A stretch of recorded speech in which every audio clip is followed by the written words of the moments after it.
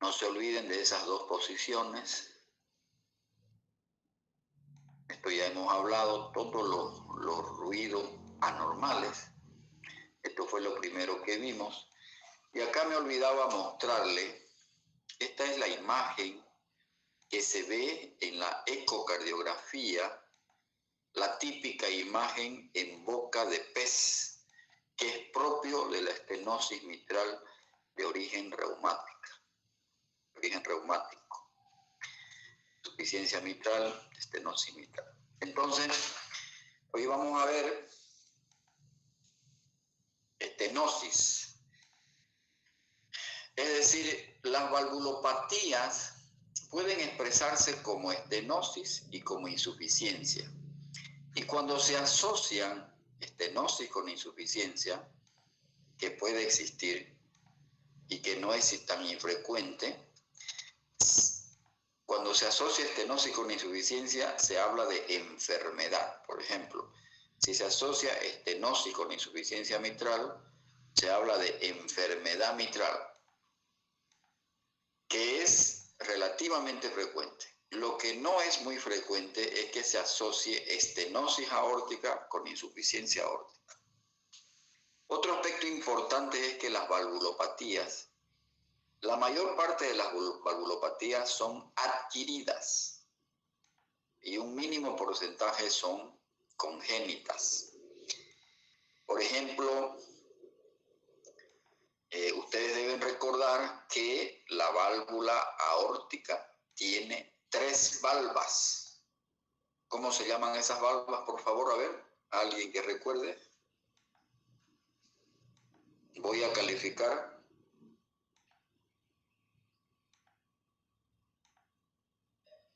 Sigmoideas.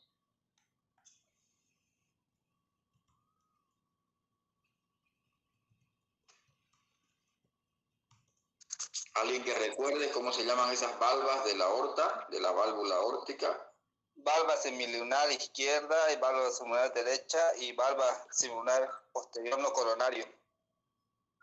Más o menos, pero no es lo correcto eso.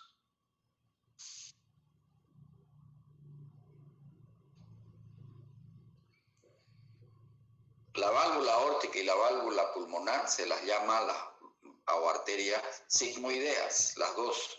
Es como decir las auriculoventriculares, mitral y tricuspidea.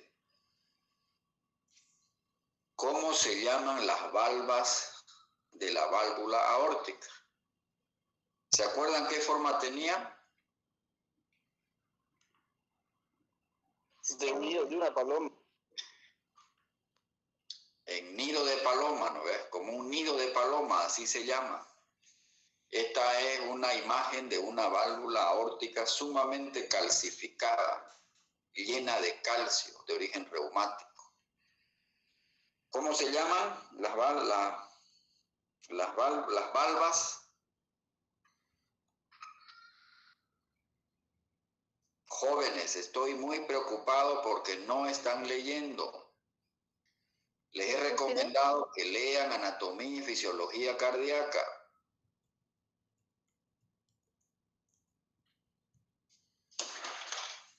Nadie está destacando en semiología hasta ahorita. No veo que destaquen.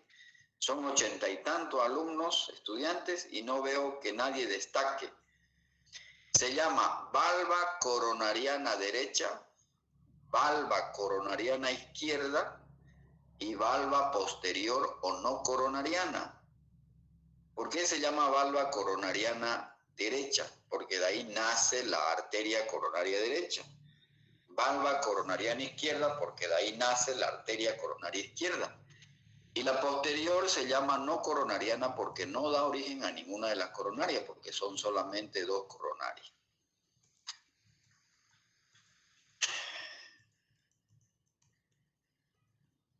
La estenosis aórtica puede ser causada por 2 grandes problemas. Por la fiebre reumática y puede ser de naturaleza degenerativa.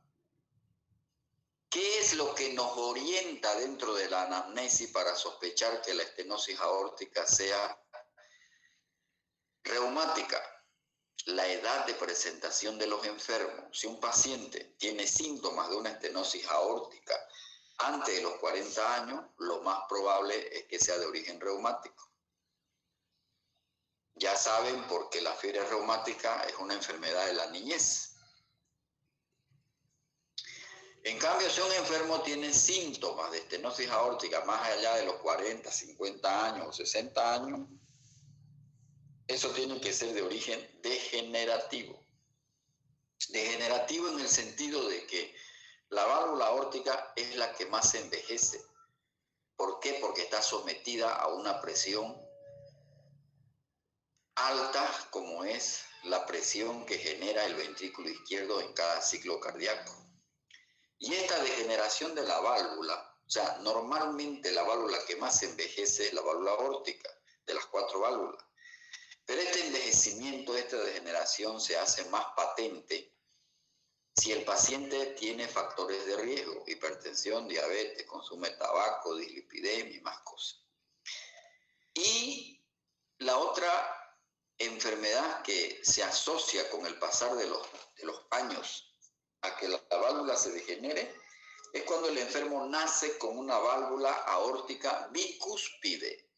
Bicúspide quiere decir que solamente tiene 2 valvas, no tiene las 3 valvas. Y la válvula aórtica bicúspide es una de las alteraciones congénitas genéticas más frecuentes. Por esa razón, a través de la ecografía cardíaca, el cardiólogo que hace la ecografía va a definir si es una válvula trivalva o bivalva, si es válvula aórtica bicúspide. Entonces, si uno nace con una válvula aórtica bicúspide, que es un trastorno genético, yo voy a tener riesgo de que esa válvula se envejezca más tempranamente y peor si tengo algún factor de riesgo. Aspectos importantísimos. En esta diapositiva de la revista Circulation de hace muchos años atrás, muy ilustrativa esta diapositiva, por eso se las traje, porque dentro de la historia natural de la estenosis de la válvula aórtica, el paciente pasa por un periodo latente muy largo, totalmente asintomático, al igual que cualquier otra valvulopatía, como la estenosis mitral, la insuficiencia mitral. Pero a diferencia de las otras valvulopatías, una vez que el paciente inicia los síntomas, se deteriora muy rápidamente. El pronóstico es muy malo a medida que pasan los años. O sea, empiezan los síntomas después de todo este periodo asintomático y la supervivencia, fíjense que de estar del 100% va disminuyendo drásticamente. No es progresivo, fíjense. Es muy mala la evolución una vez que el paciente presenta los síntomas. Y fíjense que más allá de los 60 años, 60, 70 años, cuando empiezan los síntomas, el paciente se deteriora muy rápido. Y estos 3 síntomas son los clásicos de la estenosis de la válvula aórtica, que son preguntas de examen, en pregrado, en posgrado. Son los 3 síntomas clásicos, típicos, cardinales de la estenosis de la válvula aórtica. Y cada uno de estos síntomas se asocia a diferentes pronósticos. Por ejemplo, cuando el paciente tiene disnea, la supervivencia es menor que cuando tiene angina. Cuando tiene angina, tiene una supervivencia de unos 6 años. Cuando tiene síncope, 4 años. Pero cuando tiene disnea, la evolución es muy mala. Los pacientes se mueren más rápido. ¿Por qué? Porque ya es expresión de que está en insuficiencia cardíaca. Entonces, estos síntomas tienen diferentes pronósticos.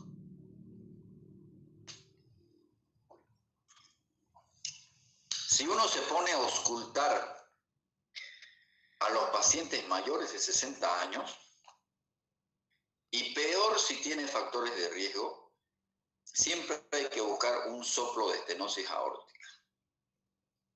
Y peor, a medida que más nos envejecemos, la probabilidad de encontrar un soplo de estenosis aórtica siempre va a estar presente y siempre debemos pensar.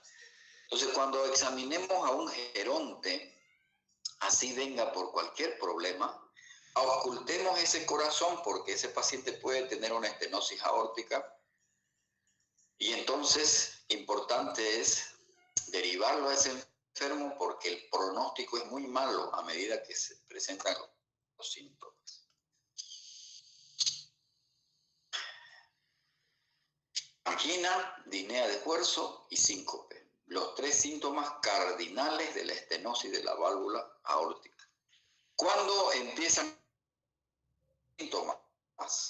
Cuando el área de la válvula aórtica se ha reducido a menos de 0,7 centímetros. Algunos otros, es decir, algunos otros autores dicen a menos de 1 centímetro empiezan los síntomas.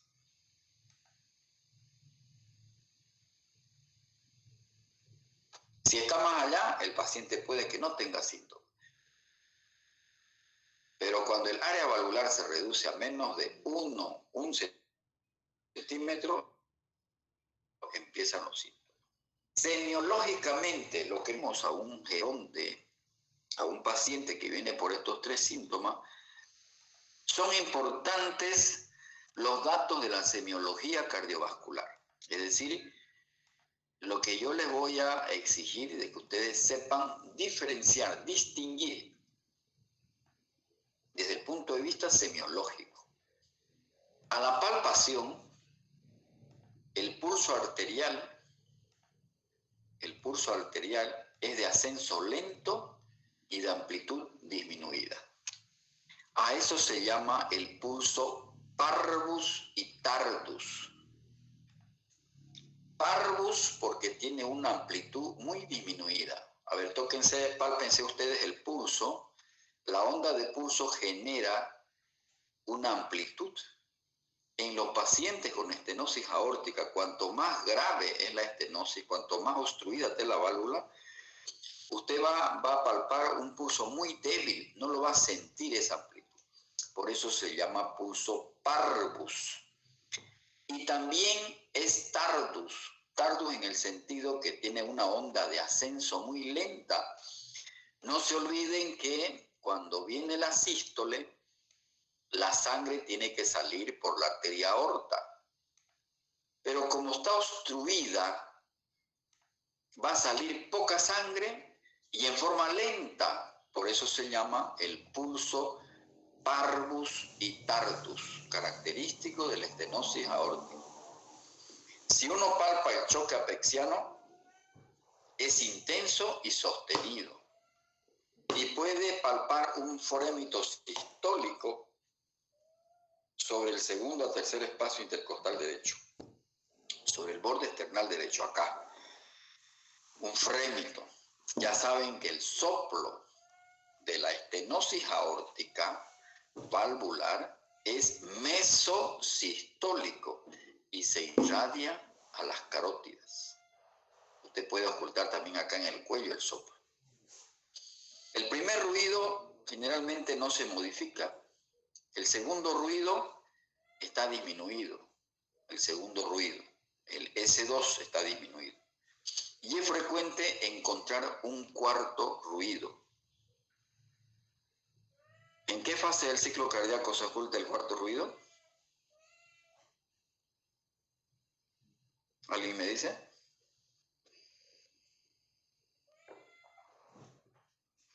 Perdón, doctor, ¿cómo dijo? ¿En qué fase del ciclo cardíaco se oculta el cuarto ruido?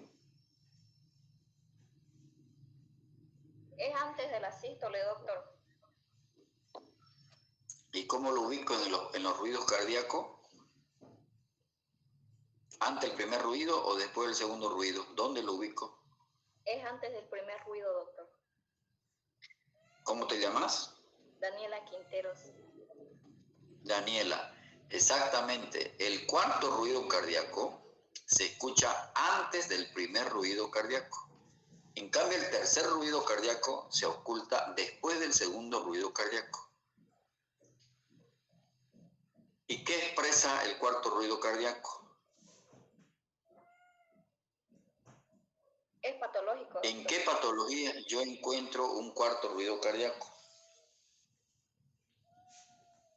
Hipertensión, doctor, o estenosis aórtica. Perfecto. Exacto. O cardiopatía. Y fisiopatológica. Hipertrófica. Y fisiopatológicamente, ¿a qué se debe el cuarto ruido cardíaco? ¿Cuál es la causa para que se genere el cuarto ruido cardíaco? Porque siempre es patológico. Por eyección auricular forzada. Por una contracción auricular forzada, es decir, cuando este ruido se genera porque hay una dificultad en el llenado de los ventrículos. Las aurículas tienen que contraerse con mayor fuerza para poder llenar los ventrículos, porque hay una hipertrofia, es decir, hay dificultad para llenarse. Por eso es que en la estenosis aórtica, característicamente el ventrículo izquierdo está hipertrófico, porque el corazón lucha para que la sangre salga por la válvula aórtica estenosada, y en ese intento de lucha es que con el pasar del tiempo se hipertrofia. Es como una hipertensión arterial de larga data. Se hipertrofia el ventrículo izquierdo, y por esa razón el corazón está hipertrofiado, está grueso. Entonces tiene dificultad para llenarse. Entonces, ¿qué tienen que hacer las aurículas para que se puedan llenar? Contraerse con mayor fuerza. Y por esa razón se genera el cuarto ruido cardíaco. Entonces, ¿cómo es el pulso arterial de una estenosis aórtica? Parvus y tardus. Parvus significa amplitud disminuida y tardus significa ascenso lento. Es debido al obstáculo a la eyección ventricular. A medida que ésta progresa, la presión arterial y el pulso se reduce. Jóvenes, palpar el pulso es de mucho valor semiológico, fundamentalmente en semiología cardiovascular. Por lo tanto, cuando uno habla de semiología cardiovascular, se está refiriendo a varios aspectos semiológicos. Cómo está la ocultación cardíaca, cómo está la palpación, hay frémito, no hay frémito, cómo está el pulso, se palpa bien el pulso, está alterado el pulso. O sea, eso es semiología cardiovascular, cardio, corazón y vascular relativo a los pulsos. El médico que quiere saber si el paciente tiene alguna enfermedad vascular, no solamente tiene que ponerse el fonendoscopio y ocultar el corazón, tiene que palpar los pulsos. Todos los pulsos, radial, pedia, el pulso pedio, ¿no ve? Los pulsos carotídeos, tiene que poner el fonendoscopio en el cuello del enfermo, el pulso popliteo, el pulso femoral, le interesan mucho los pulsos. A la inspección y a la palpación en cuanto al choque de la punta, si es una estenosis aórtica y es un paciente delgado, yo lo puedo ver, el choque de la punta es intenso y sostenido, pero habitualmente no se encuentra desplazado. En la insuficiencia mitral es que el pulso está desplazado a la axila. Se asocia a frémito sistólico a nivel del segundo y tercer espacio intercostal derecho cuando es valvular y tiene un gradiente significativo. Cuando la estenosis es supravalvular, se puede encontrar frémito irradiado a cuello, cuando es supravalvular. Pero lo más frecuente es que la estenosis sea a nivel del plano valvular, estenosis de la válvula aórtica. Ya describí cómo es el soplo. ¿Se acuerdan que cuando describíamos en qué fase del ciclo cardíaco se presentan los soplos? Ya lo describimos este soplo. Típicamente es un soplo mesosistólico porque está en la mitad de la sístole, ¿no ve? Es increscendo, decrescendo, va aumentando de intensidad, ¿no verdad? Comienza poco después del primer ruido cardíaco, aumenta de intensidad hasta alcanzar un máximo hacia la mitad del periodo expulsivo y finaliza justamente antes del cierre de la válvula aórtica. Tiene baja frecuencia. Los soplos de baja frecuencia, ¿con qué se ocultan? ¿Con la membrana o con la campana?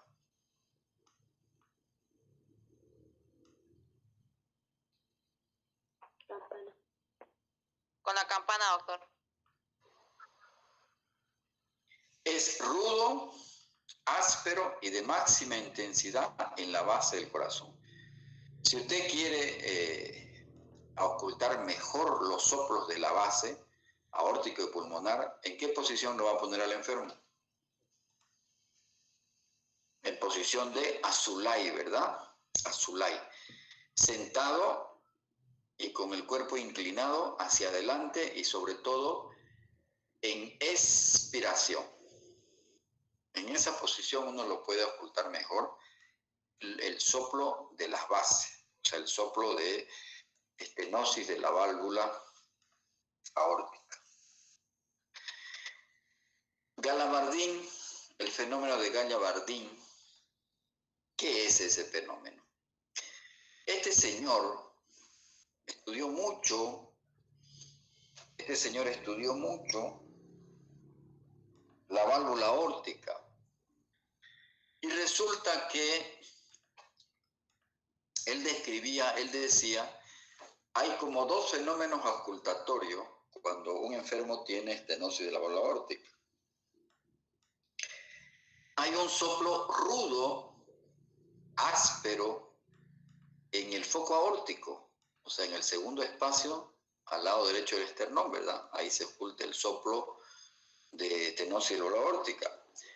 Pero Gallavardin dijo, qué interesante, porque también yo lo puedo escuchar ese soplo, pero fino, con un timbre musical a nivel del ápex, o sea, como que migra, como que se irradia ese soplo del segundo espacio intercostal sobre el borde del esternal derecho hacia la punta cardíaca.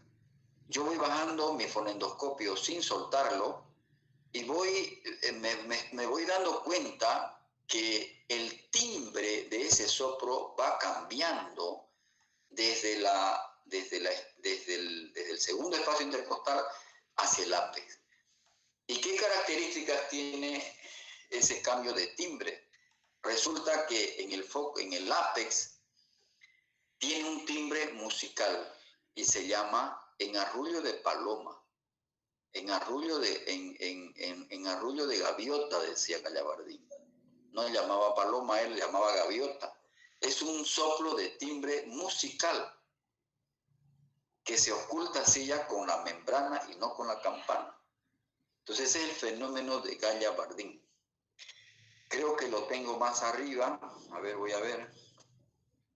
Creo que se los expliqué cuando veíamos la clasificación de los soplos.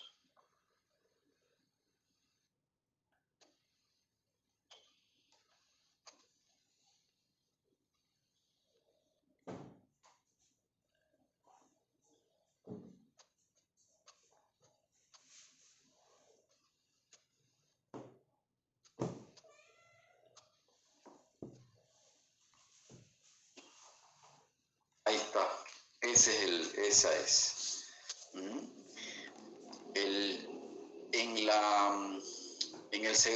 En el foco aórtico, el soplo se oculta en forma ruda. Este soplo dijimos que se irradia hacia la... Pero cuando yo voy poniendo mi fonendoscopio, bajo mi fonendoscopio hacia la punta cardíaca, voy a encontrar acá un soplo de timbre musical en arrullo de paloma. Este es el fenómeno de Gallavardin. Muy interesante. Créanme que yo estoy acostumbrado a escuchar soplos, es el fenómeno de Gallavardin.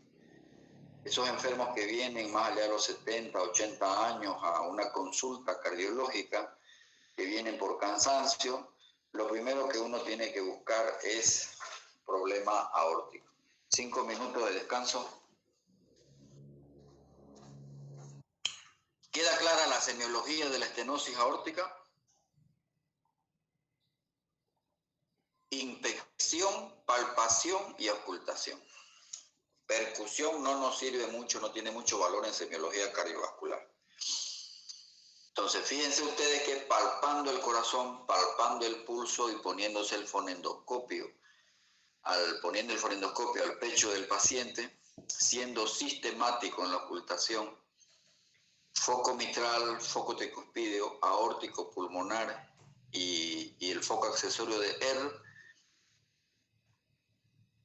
analizando bien la semiología, cuando encuentro un soplo, cómo es la semiología del soplo, dónde se localiza, dónde se irradia, dónde está el epicentro, cuál es la intensidad, aplico el score de Levine y cuál es el timbre del soplo. Todos esos elementos forman lo que es la semiología del soplo. ¿Está claro entonces el fenómeno de Galabardín? ¿Está claro?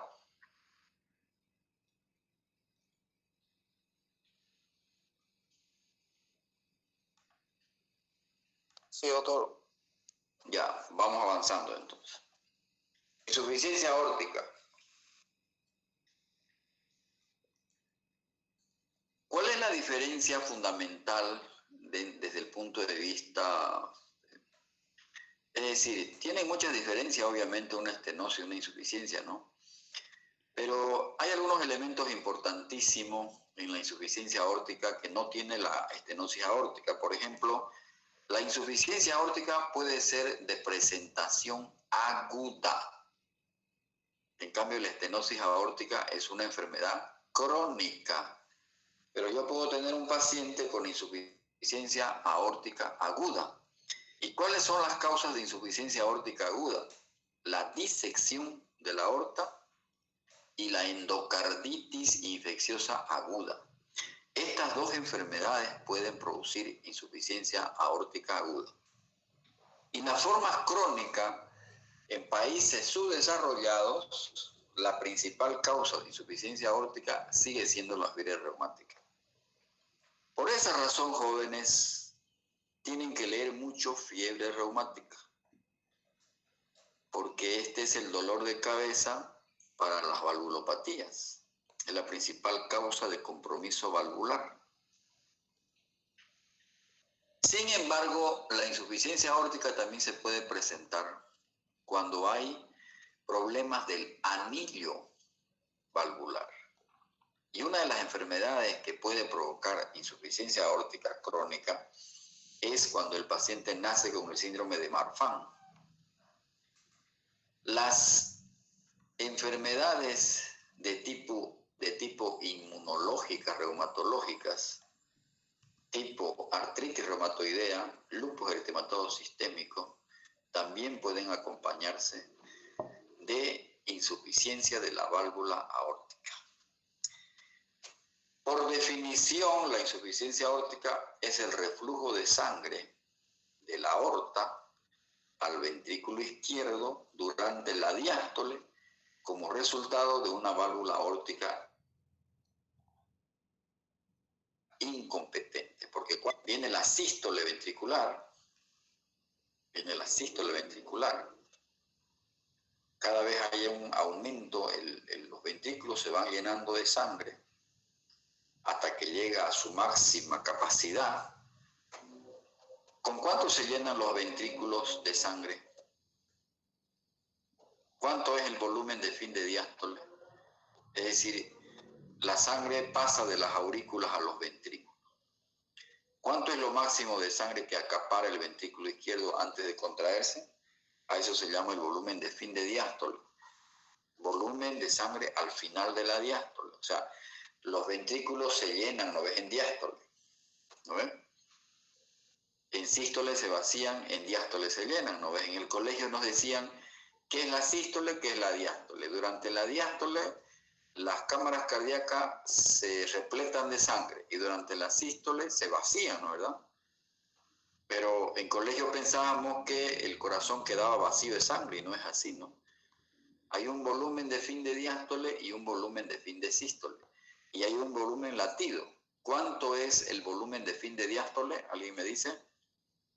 Es toda la sangre Toda la sangre que se llena 120. Una vez que están los 120 ml de sangre, al final de la diástole, empieza a aumentar la presión intraventricular y al final viene la sístole ventricular. Entonces se expulsa la sangre, las válvulas auriculoventriculares se cierran y la sigmoidea se abre. Entonces sale la sangre, como está en el esquema acá, sale la sangre por la arteria aorta y resulta que por gravedad la sangre tiende a regresar, pero en ese momento, en diástole, se cierra la válvula aórtica porque es competente. Pero cuando hay insuficiencia aórtica, en diástole la sangre refluye y encuentra una válvula incompetente y entonces refluye la sangre de la aorta al ventrículo izquierdo. Por lo tanto, en cada ciclo cardíaco, el ventrículo izquierdo va a recibir dos volúmenes de sangre, uno normal, que es el que viene de la aurícula, y otro jet de regurgitación que viene de la arteria aorta. ¿Qué va a pasar con este ventrículo? Con el pasar del tiempo se va a dilatar. Se va a dilatar el ventrículo izquierdo y también la aurícula izquierda se va a dilatar. Por lo tanto, yo voy a encontrar un corazón muy crecido con el pasar del tiempo, porque el ventrículo izquierdo, es decir, esta es una valvulopatía con sobrecarga de volumen. La estenosis aórtica produce una valvulopatía con sobrecarga de presión. En una insuficiencia aórtica, entonces el ventrículo izquierdo va a estar dilatado. Y cuando se agota la ley de Frank-Starling es cuando vienen los síntomas. Lo propio, en esta valvulopatía, los pacientes están asintomáticos durante muchos años. Cuando vienen los síntomas es porque ya fracasó la ley de Frank-Starling y el síntoma cardinal de estos enfermos son la disnea. La disnea que progresa a ortopnea, disnea paroxística nocturna. Y estos enfermos tienen un síntoma importantísimo que es una sensación de golpeteo en el corazón. Ellos sienten que les palpita, que les choca, que les patea el corazón.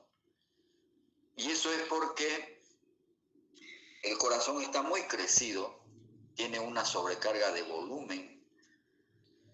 Por esa razón sufren de muchas palpitaciones. Estas palpitaciones se ven más cuando hace esfuerzo el paciente. Entonces, los síntomas, fíjense, que son casi similares a la estenosis aórtica. Claro que estos enfermos no tienen síncope, ni tienen angina. Les cuento que pueden tener angina. Pero a través de la disnea no puedo diferenciar yo una estenosis aórtica o una insuficiencia. Sintomáticamente los pacientes pueden simular, es decir, no es que sea un signo patognomónico la disnea de la insuficiencia aórtica ni de la estenosis aórtica. ¿Qué es lo que me va a permitir discriminar la estenosis y la insuficiencia? La exploración física. El ápex, cuando yo palpo el ápex de un paciente con insuficiencia aórtica, típicamente está desplazado hacia abajo y hacia la axila, más o menos como la insuficiencia mitral. ¿Por qué? Porque es una sobrecarga de volumen, el ventrículo izquierdo está crecido. Y se puede palpar frémito también. Se puede palpar frémito. Cuando el paciente es delgado, yo puedo ver un corazón que se mueve, que se desplaza. Yo puedo ver el choque de la punta que me coquetea como médico. Es decir, uno lo ve el choque de la punta visible. En cada sístole uno lo ve que se mueve el ápex. Cuando son obviamente pacientes delgados, es el golpeteo. El ápex entonces está desplazado hacia abajo del quinto espacio intercostal. Y esto es lo que el doctor Barr le llamaba choque en cúpula. Es decir, si yo palpo el choque de la punta a mano llena, yo puedo palpar un choque de la punta bien amplio, desplazado. Y eso es porque hay dilatación del ventrículo izquierdo secundario a sobrecarga de tipo diastólica. Típicamente, la insuficiencia aórtica produce un soplo diastólico en el foco accesorio aórtico. ¿Qué características tiene este soplo diastólico? Aparece después del segundo ruido cardíaco. Tiene un timbre aspirativo. Es suave, decrecente y se irradia hasta el ápex. Aparece después del segundo ruido cardíaco. Y fundamentalmente se explora con el diafragma del fonendoscopio. Y si yo lo pongo a mi paciente en posición de azulay, lo puedo ocultar mejor. En anteriores clases, alguno de sus compañeros me preguntaba del Austin Flint. Aquí está el Austin Flint. ¿Qué es el Austin Flint? Resulta que el Austin Flint, este soplo, que es un soplo especial descrito por este señor,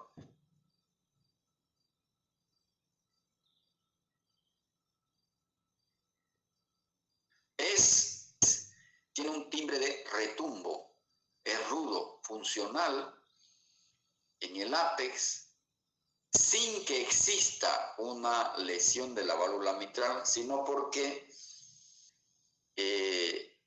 hace flamear la válvula mitral. Ese jet de regurgitación aórtica hace flamear la válvula mitral. Entonces, se presenta el Austin Flint solo cuando la insuficiencia aórtica es severa, cuando es importante. No se presenta cuando es leve a moderada. Es un retumbo funcional que simula una estenosis mitral, pero a diferencia de la estenosis mitral, no tiene chasquido de apertura mitral, que eso sí que es propio de la estenosis mitral. Es un soplo suave, aspirativo, que se oculta mejor con la membrana del estetoscopio y se irradia al ápex. Y mejor si yo lo coloco al paciente en esta posición de azulay, con el cuerpo inclinado hacia adelante. Aparece en la primera fase de la diástole, pero se llama protodiastólico. Inmediatamente después del segundo ruido cardíaco va decreciendo. Es agudo de timbre aspirativo y que se irradia al ápex. Esa es la característica. Entonces aquí está el fonocardiograma. Esta imagen significa que es decreciendo después del segundo ruido cardíaco. Y el Austin Flint, como decíamos, es un soplo en insuficiencia aórtica grave. Y eso es por desplazamiento diastólico, porque hace flamear la valva anterior de la válvula mitral por el jet de regurgitación de la insuficiencia aórtica. Esas son las características de una insuficiencia de la válvula aórtica.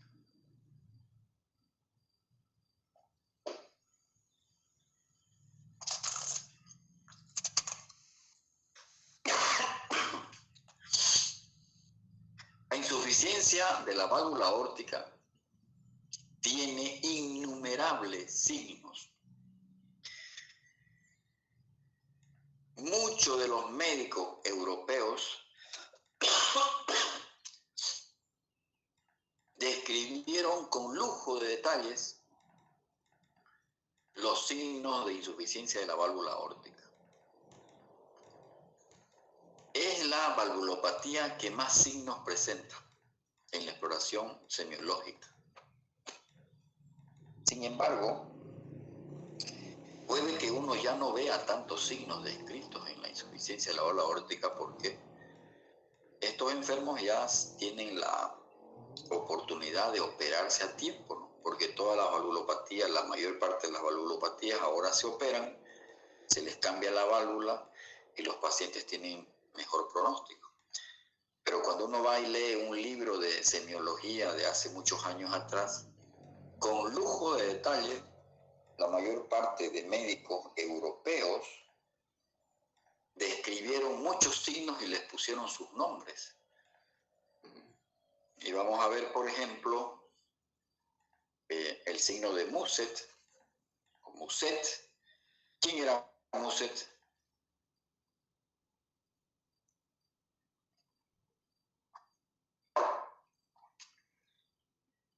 ¿Quién era Muset? Alfred Muset, ¿quién era ese señor? No era médico. Signo de Muset, los invito a que vayan y lean quién era Muset. ¿Y por qué le pusieron signo de Muset o Muset? Alfred Muset no era médico. ¿Y qué consistía este signo? Pulsación venosa yugular que mueve rítmicamente el lóbulo de la oreja y sacudía la cabeza en forma rítmica con el pulso. Es decir, cuando venía la sístole, el paciente como que hacía un movimiento de sacudida de la cabeza. Pero esto se veía en insuficiencia aórtica grave. Probablemente ya no vemos, yo no he visto ya signo de Muset, ¿no?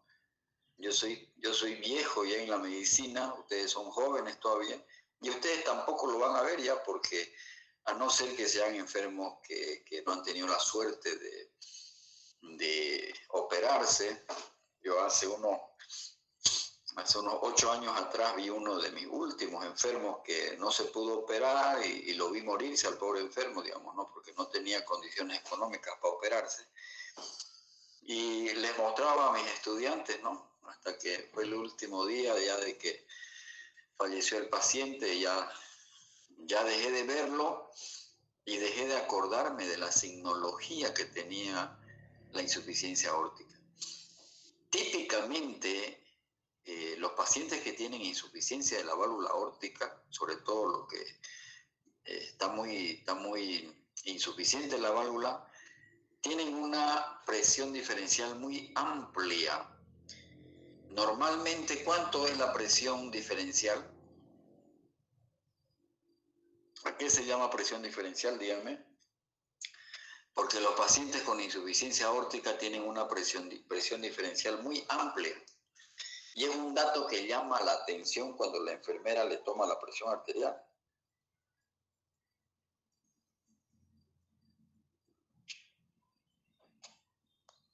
Se refiere, doctor, a la presión sistólica y diastólica, lo que es la parte media, y es de 40 milímetros de mercurio.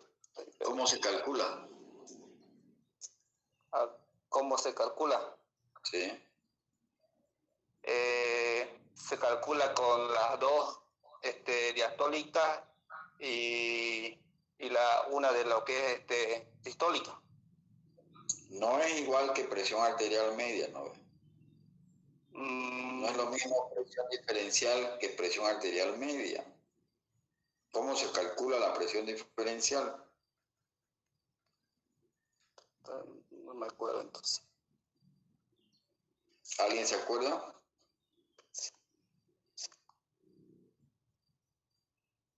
Pero eso es tan sencillo. ¿Cómo no van a saber cómo es la presión diferencial? Es restar pues la sistólica menos las diastólicas. Si un paciente tiene 120/80, ¿cuánto es su presión diferencial?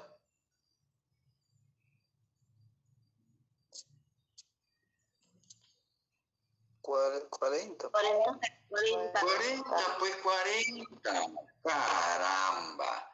¿De qué color es el caballo blanco de Melgarejo? Caramba.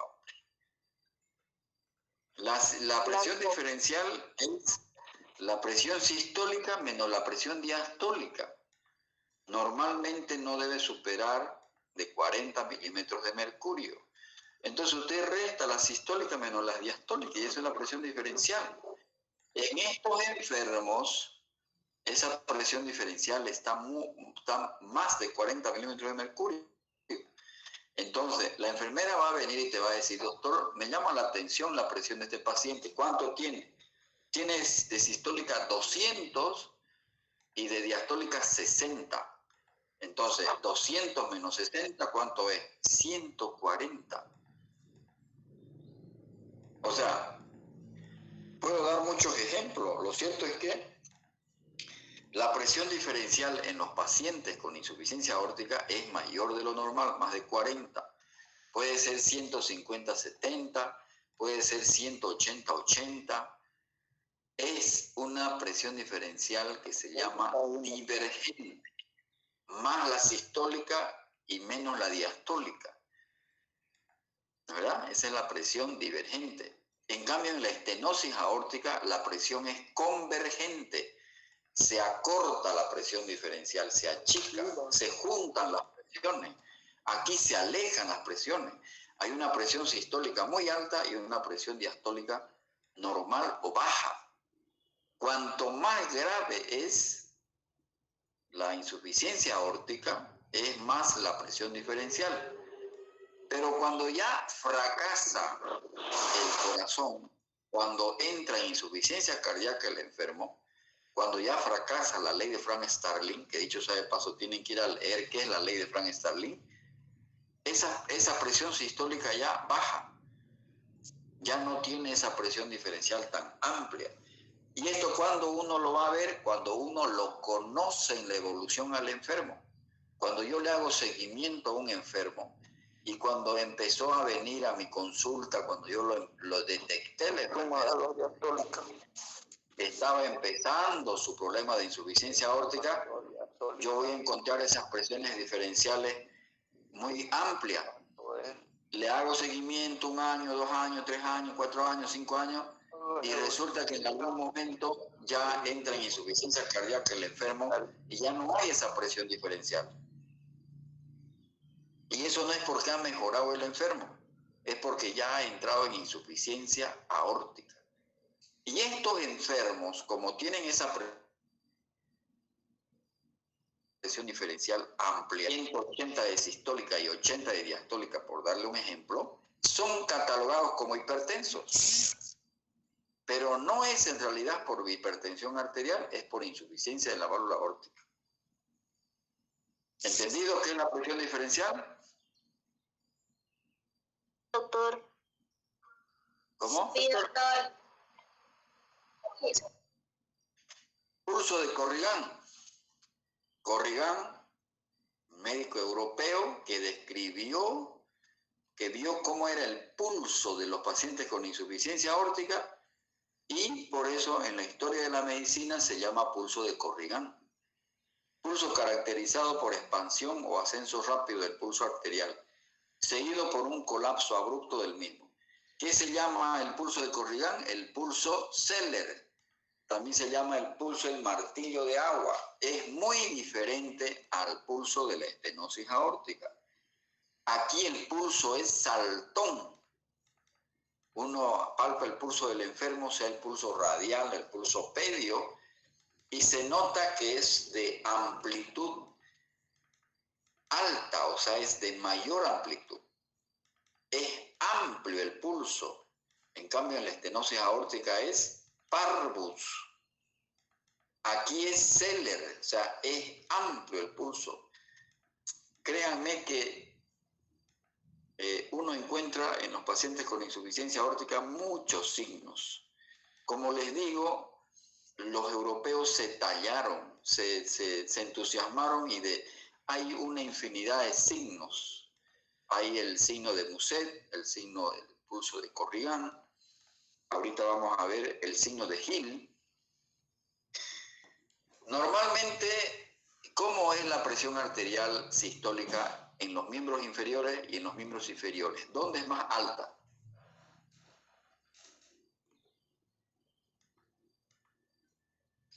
¿En las piernas o en los brazos? En los miembros inferiores, doctor. En las piernas. En las piernas. En las piernas. Si yo tengo una sistólica de 120 en el brazo, en la pierna voy a tener 140, pero no más.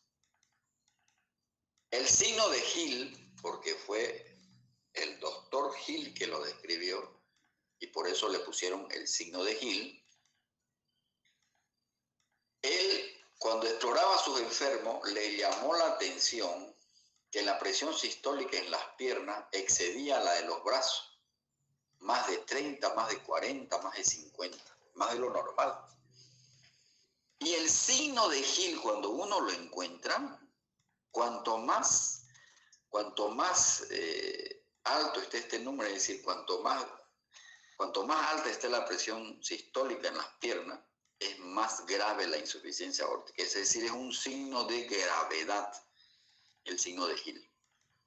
Entonces, yo los invito a que ustedes, en el libro de semiología, lean todos los signos periféricos de insuficiencia de la válvula aórtica. Le estoy citando 3 porque son los que más se ven: el Hill, el Muset y el Corrigan, el pulso Zeller, el martillo de agua también se llama. Entonces, es un signo de gravedad. ¿Qué hago yo para explorar el signo de Hill? Sencillo, pues tomo la presión sistólica en uno de los brazos, anoto cuánto tiene y me voy abajo. Pongo el brazalete en el muslo y pongo mi fonendoscopio en el hueco popliteo. Pero si mi paciente tiene unas piernas muy gruesas y no va a alcanzar mi brazalete, puedo poner el brazalete más abajo en la pierna y puedo poner mi fonendoscopio en el pulso pedio. Lo cierto es que es importante explorar el signo de Hill porque me indica gravedad y me ayuda en el diagnóstico, porque normalmente no debe existir más de 20 milímetros de mercurio entre la sistólica y la de miembro superior con la sistólica de miembros inferiores. O sea, en concreto es siempre más alta la presión sistólica en miembros inferiores que en miembros superiores.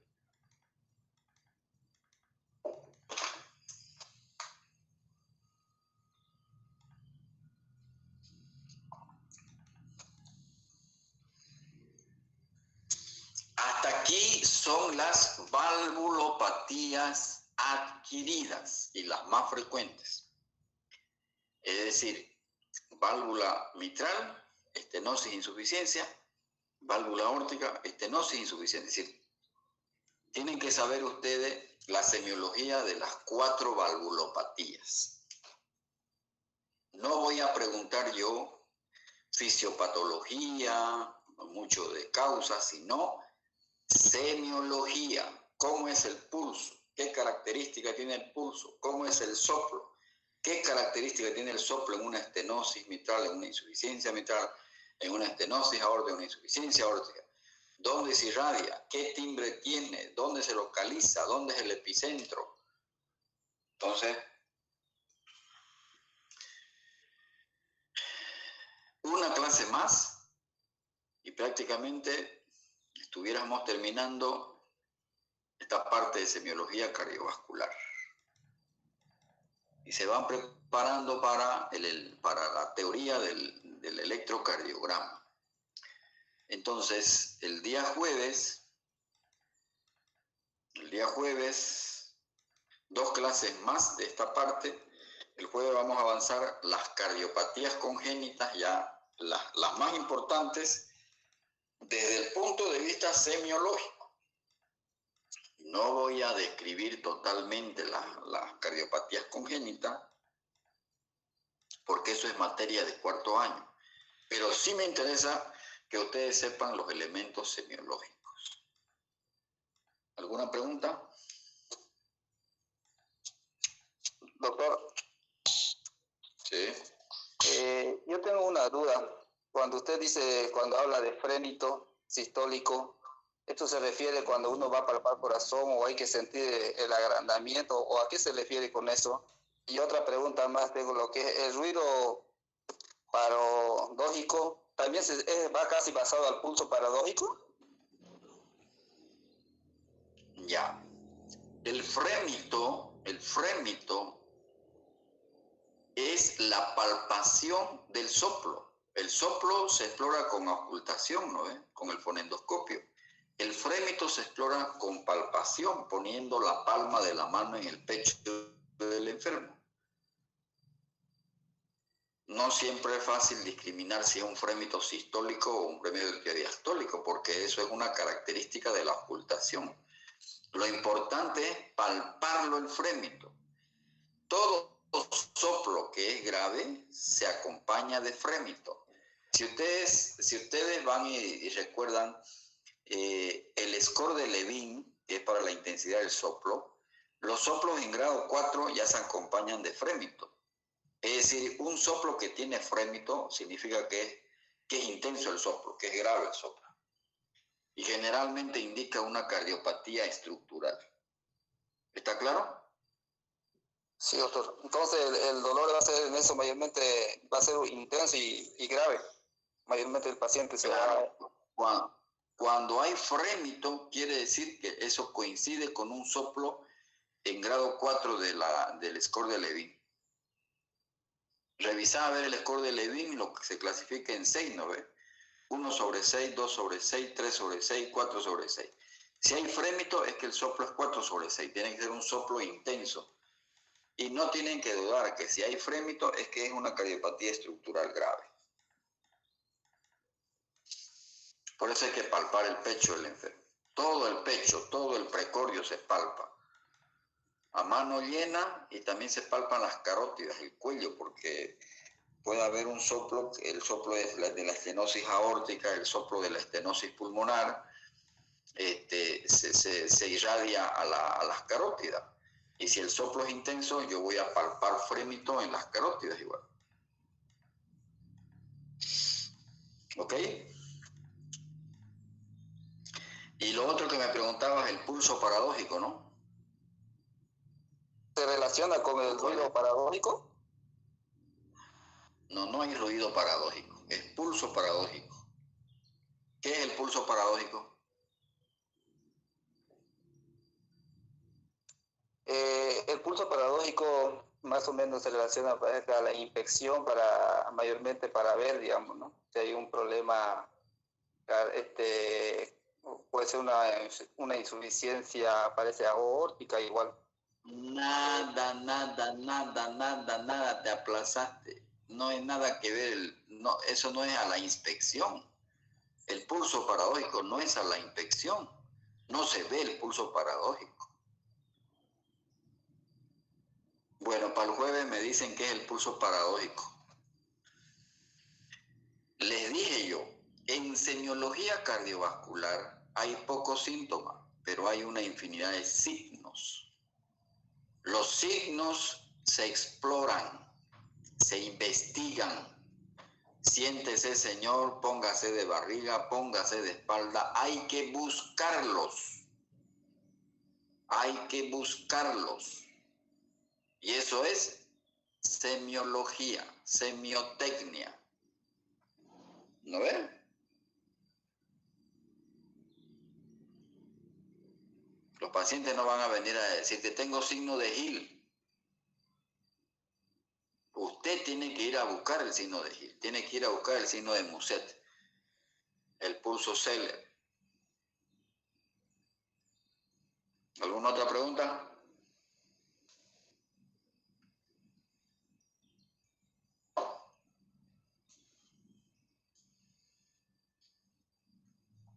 Doctor,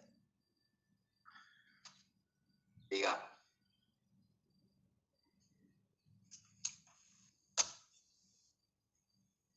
Sí, diga.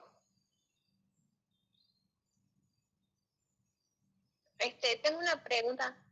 Por favor, ¿puede volver a repetir los signos que dijo que permiten discriminar la insuficiencia aórtica? De la estenosis aórtica, ¿no? Sí, doctor. Eso. Ahí fue un mundo de diferencia. Hay un mundo de diferencia entre estenosis e insuficiencia. ¿Qué es estenosis y qué es insuficiencia? Primer concepto, ¿no? Estenosis quiere decir que se ha reducido el área de la válvula aórtica, ¿verdad? El área valvular. ¿Cuánto es lo normal del diámetro de la válvula aórtica? Tiene que ir a revisar. Insuficiencia es cuando se vuelven incompetentes las válvulas. ¿No ve? ¿Cómo es la presión arterial en una estenosis aórtica y en una insuficiencia aórtica? Es muy diferente la presión arterial. Desde ahí uno ya puede presumir si es estenosis o es insuficiencia. ¿Cómo es el pulso de una estenosis aórtica o una insuficiencia aórtica? No voy a repetir todo esto porque es repetir el tema. ¿verdad? ¿Y cómo es el soplo? El uno es sistólico, el otro es diastólico, ¿no? ¿Verdad? Entonces, todo el tema quiere que le repita. No, doctor, gracias. Divergente con la gente. ¿Qué es lo que no entendió entre la estenosis y la insuficiencia?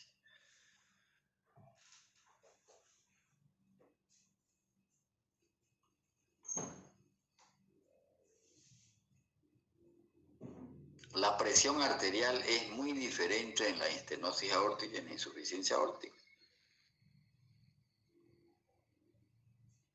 Muy diferente. En la estenosis aórtica es convergente y en la insuficiencia aórtica es divergente. ¿A qué se llama presión convergente y a qué se llama presión divergente? Usted hágase un cuadro ilustrativo y empiece, pues, ¿no? Presión arterial. ¿Cómo es la presión arterial en una estenosis y una insuficiencia? ¿Cómo es el pulso en una estenosis y una insuficiencia? Hágase un cuadrito, hágase un resumen, un chanchullo hágase, y ahí se va a ir dando cuenta, agarra el libro y se hace un esquema de ayuda, de memoria. ¿Cómo es el soplo? El uno es diastólico y el otro es sistólico. ¿Qué timbre tiene el de la estenosis? El de la insuficiencia. ¿Dónde se irradia? ¿Dónde se localiza? ¿Dónde está el epicentro? ¿Cómo es la palpación? Eso es semiología. ¿No ves? Eso es semiología. Hacer las diferencias. Porque la válvula sigue siendo la misma, es la válvula aórtica. Pero no es lo mismo que esté estonosada a que esté insuficiente. Las causas también son un poco diferentes. ¿Ok? ¿Alguna otra pregunta? Ya, doctor, está bien, gracias. Por eso antes de empezar la clase, formulen sus preguntas, sus interrogantes para que las podamos absorber. Doctor, quería preguntarle, usted dijo, digamos, de estenosis aórtica que había los síntomas cardinales, ¿no? Y de lo que es la insuficiencia aórtica, ¿cuáles serían los síntomas cardinales? ¿O serían lo mismo? Aparte del pulso divergente. No, eso es que eso no es síntoma, eso es signos. No confunda síntoma con signo. En la estenosis aórtica hay tres síntomas cardinales, ¿no ves? Disnea, angina y síncope. ¿Cuál de esos tres tiene la insuficiencia aórtica? Pues, esa era mi pregunta, doctor. Disnea, pues. ¿Acaso ¿Solo no hemos disnea? dicho que tiene disnea? Tiene disnea, ¿no ves? ¿Qué más tiene? Sensación de golpeteo, es decir, palpitaciones. Siente unos golpes el paciente en el pecho. Pero la disnea también lo tiene el paciente con estenosis aórtica.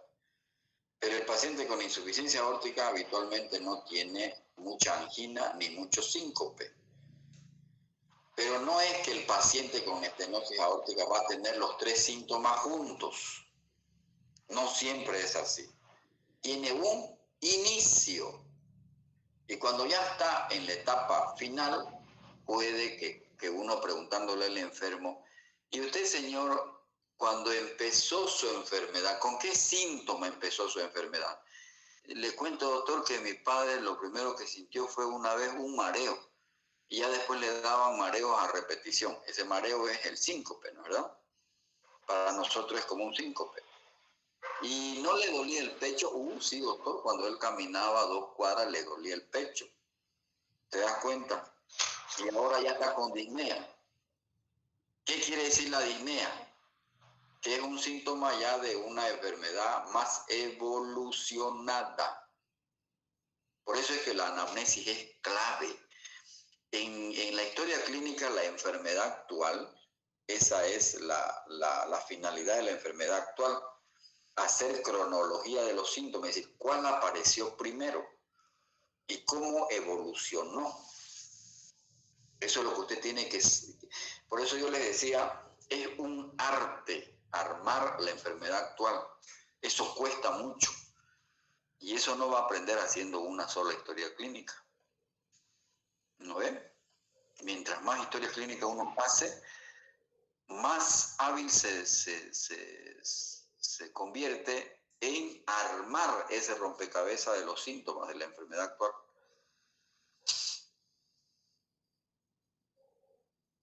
Gracias, doctor. Ok. ¿Alguna otra pregunta?